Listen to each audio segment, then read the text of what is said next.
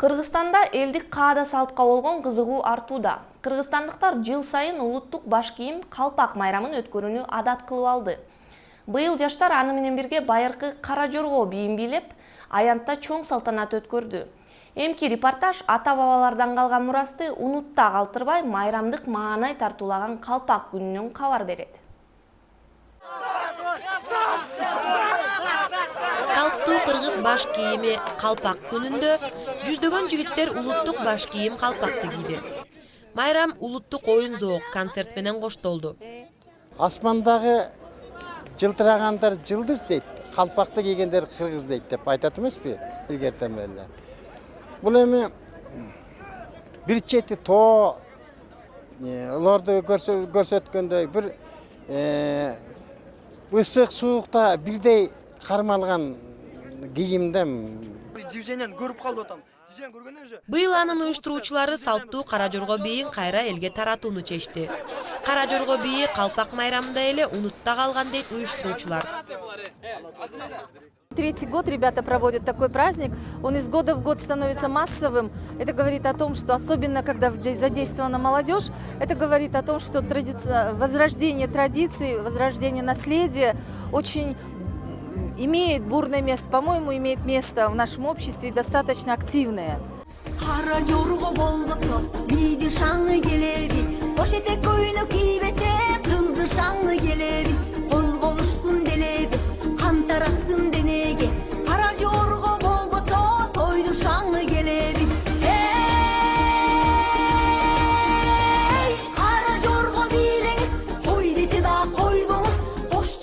Мындай майрамдар атуулдук сезимди тарбиялоого, элдик каада салтты кайтарууга багытталган.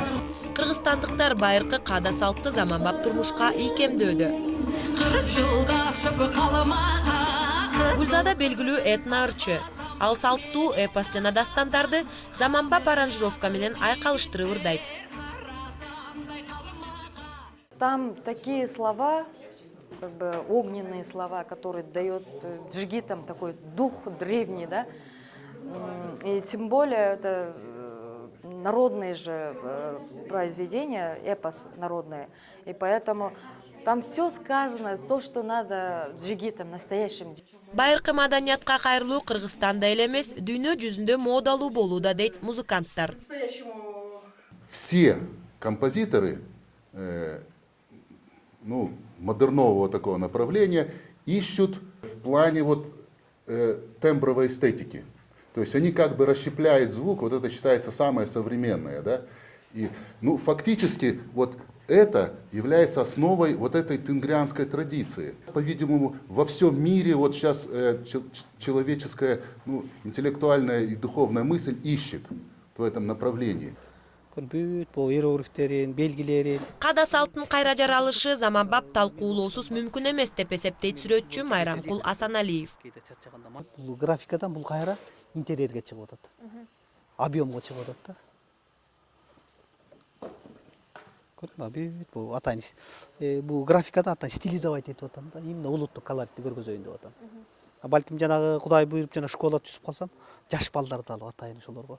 Ар бир мисалы ошол өнөргө кызыккан адамдын өзүнүн бир жакшы нерсеси бар да, баягы канда бар да. Ошону бул кайра өстүрүш керек болуп атат да.